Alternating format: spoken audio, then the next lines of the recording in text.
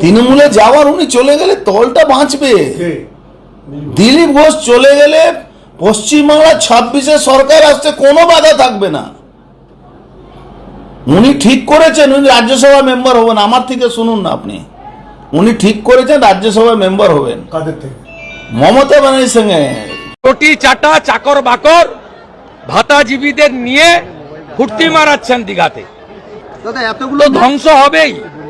আর অর্জুন সিং এর লালার সঙ্গে যোগাযোগ আছে, নিয়মিত কয়লার টাকা নেয়। আমি এমনি বলছি না। রাজু যে আমাদের পার্টিতে এসেছিল দুর্গাপুরের, যাকে শুট আউট করে মারা হলো, রাজু তো ওরই চেলা ছিল, ওই পার্টিতে জয়েন করিয়েছিল। দিলীপ ঘোষ কোনো মাফিয়ার সঙ্গে যোগাযোগ রাখে না, প্রমাণ দাও। আর আমি সবে তো শুরু করেছি। কে কে কালো গরুর দুধ খায়, কে পাথরের মূর্তি বিক্রি করে, কে আর বালি খাদান খুঁড়ে বেড়ায়, অনেক আছে যারা ওইখান থেকে এসছেন, সব বোঝা নিয়ে এসছেন।